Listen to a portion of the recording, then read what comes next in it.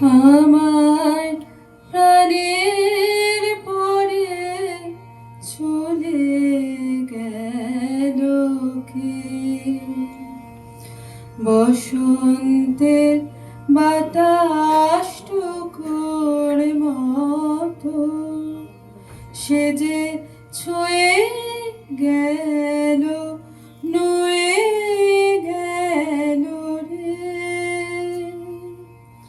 ফুলে ফুটিয়ে গেল শত শত, সে চলে গেল বলে গেল না। সে কোথায় গেল ফিরে এলো না। সে যেতে যেতে চেয়ে গেল, কে যেন গেয়ে গেল। তাই আপন মনে বসে আছি কুসুম বনেতে। তাই মা চলে আপন গিয়েছিল বড় মনে চুপি চুপি, বসে আমাদের সবাইকে আছি ফাঁকি দিয়ে। কুসুম আমি তখন মাঝ আকাশে বনেতে। বম্বে থেকে কলকাতা ফিরছি। ভাই কলকাতাতেই কোথাও কাজে ব্যস্ত। বাড়িতে বাবা একা ছিল। প্রায় 50 বছরের জীবন সঙ্গীকে কেমন যেন বিহ্বল অসহায় করে দিয়ে, ঠিক যেন বুড়ো আঙুল দেখিয়ে হেরো হেরো বলে চলে গেল মা। বম্বেতে প্লেনে ওঠার আগে আমি কথা বললাম মার সঙ্গে। প্লেন ঠিক সময় ছাড়ছে মা, 7টা নাগাদ গাড়ি পাঠিয়ে দিও। কি খাবি রাত্রিরে? ভাতে ভাত করে রাখবো? মা জানতো বেশ কয়েকদিন বাইরে কাটিয়ে ফিরলে বাড়ির ভাতে ভাতটা আমার কাছে অমৃত। প্লেন থেকে নামলাম দমদমে, গাড়িতে উঠলাম, যথারীতি ফোন করলাম বাড়িতে। পৌঁছে গিয়েছি, আসছি। প্রভাতী মার নার্স ফোনটা ধরল। আমি শুনতে পেলাম কেমন যেন আতঙ্কিত গলায় বাবাকে ডাকছে, বাবা, দাদা এসে গিয়েছে। যেন যেন কোনো সর্বনাশের খবর।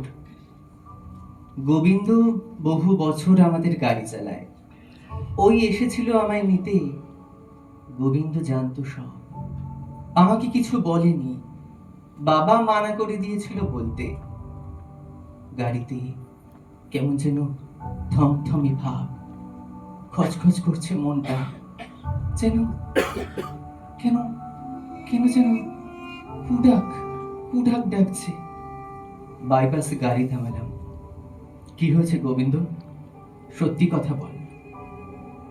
গাড়ির উইন্ডস্ক্রিনটা যেন সিনেমাস্কোপ পর্দা, সামনে রাস্তা জুড়ে চলমান হেডলাইটের জোনাকি, আর ড্রাইভারের সিটে অপরাধীর মতো মাথা নিচু গোবিন্দ। মা আছে না নেই? কিছুটা বোধহয় সময় নিয়েছিল গোবিন্দ, তারপর মাথা নেড়েছিল বড় মৃদু, প্রায় গতিহীন ভাবে। ঠিক এভাবেই যেন বৈতরণীর সামনে জীবনের সব আকুতিকে নস্যাৎ করে দিয়ে চিরকাল মাথা নাড়েন মহাকাল। গাড়ির সিনেমাস্কোপ কাছে স্লো মোশনে ধরা রইল সেই মাথা নাড়া। বাইরের আলোয় গোবিন্দর মুখের রেখায় লজ্জা, সংকোচ, অপ্রস্তুত। চোখের সামনে বাইরের চলমান জোনাকিরা প্রথমে ঝাপসা হলো, তারপর স্তব্ধ হলো, তারপর তারপর কেমন যেন নিভে গেল চারপাশটা, ধূসর অন্ধকারে ঢেকে দিয়ে। বাড়ি ফিরলাম। মা মার বিছানায় নিজের জায়গাটিতে শুয়ে, চোখ বন্ধ। আমি মার দুগালে হামি দিলাম, বাইরে থেকে ফিরলেই যেমন দিই। তারপর গালটা বাড়িয়ে দিলাম 42 বছরের অভ্যেসে। মা হামি দিল না। শ্মশান থেকে বাড়ি ফিরলাম অনেক রাতে। বাবা শুতে গেল অনেক বলা কওয়ার পর, আর আমি একা বসে রইলাম একতলার বসবার ঘরে। নিস্তব্ধ, নিঝুম বাড়ি। এতদিন ধরে নিজের ঘরের বিছানার কোনটুকুই ছিল যে মানুষটার গণ্ডি, বাড়ির বাকি ঘরগুলোয় যার পায়ের চিহ্ন পড়েনি প্রায় গত 2 বছর, সে যেন কেমন করে টুক করে নিজে নিজে বাড়ি থেকে বেরিয়ে গিয়ে খাঁ খাঁ করে দিল আসবাবে ঠাসা গোটা দোতলা বাড়িটা। মা বলতো আমাকে, আমি আসবো তোর কাছে, ঠিক আসবো, দেখিস। আর যদি না আসি, বুঝবি আত্মা আসতে পারে না। আমি বিশ্বাস করেছিলাম মার কথা। মা তো কখনো মিথ্যে কথা বলতো না। সবাই খুব অবাক হয়েছিল দেখে যে যতটা ভেঙে পড়ার কথা আমার, তার তুলনায় আমি অনেক অনেক বেশি শক্ত ছিলাম। আসলে মার ওই সান্ত্বনাটাই ছিল আমার শক্তি। জানতাম মা যখন বলেছে ঠিক ঠিক আসবে, আমাদের আমাদের আবার দেখা হবে, কথা হবে, মা তো আমাকে আসি বলেও গেল না। তা কেমন করে হয়? রাতের পর রাত জেগে থেকেছি আমি। যদি মা আসে, মা তো এসে যদি দেখে আমি ঘুমিয়ে আছি, হয়তো ডাকবে না, চলে যাবে। দেবীপক্ষের চাঁদ যখন থালার মতো গোল হয়, সেই রাতে নাকি লক্ষ্মী ঠাকুর আসেন গৃহস্থের ঘরে, ডেকে বলেন, কে জাগরে? সেই থেকেই নাকি কোজাগরী। পূর্ণিমার রজত রশ্মি বেয়ে নেমে আসে স্ত্রী, সৌন্দর্য, সমৃদ্ধি, শান্তি, আসেন কল্যাণী। যে গৃহস্থ সারা রাত জেগে প্রতীক্ষা করে নিষ্ঠায়, ধৈর্যে, সেই নাকি পায় সেই অলৌকিক মঙ্গল স্পর্শ। অনেক অনেক পূর্ণিমা পার হয়ে গিয়েছে মা, নিশ্চন্দ্র নিশ্ছিদ্র অন্ধকারের মতো। জ্যোৎস্না রাতে বনপ্রান্তে সবাই যখন উৎসব মগ্ন, আমি তো আমি তো সত্যিই জেগে আছি ঠায়, এক অনন্ত প্রতীক্ষায়। সে ঢেউয়ের মতন ভেসে গেছে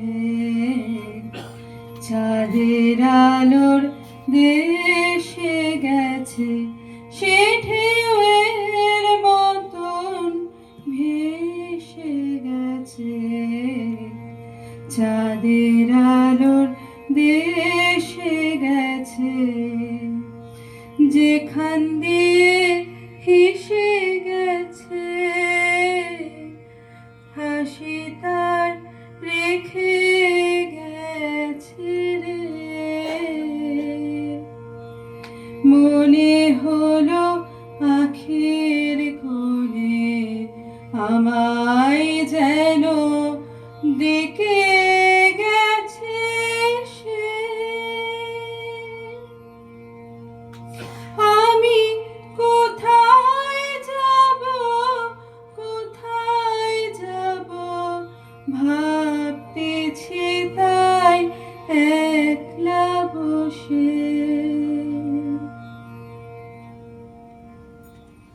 অসুস্থ হওয়ার পর থেকে ভালো করে হাঁটতে পারতো না মা, পা টেনে টেনে হাঁটত। দূরে বারান্দা থেকে শুনতে পেতাম চটির খসখস আওয়াজ। আজও মাঝরাতে মাঝে মাঝে ঘুম ভেঙে যায়, ঘরের একটা আলো জেলে দিই, অন্ধকারে মা যাতে হোঁচট না খায়।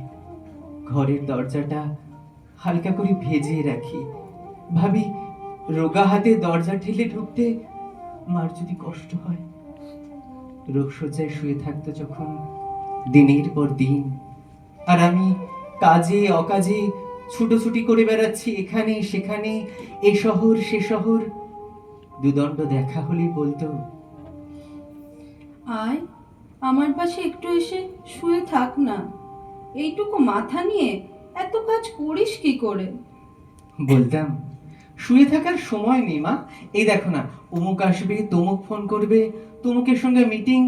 মা বলতো, এই তো আমার কাঁথা দিয়ে কেমন ঢেকে দেবো তোকে, ছোটবেলায় যেমন দিতাম।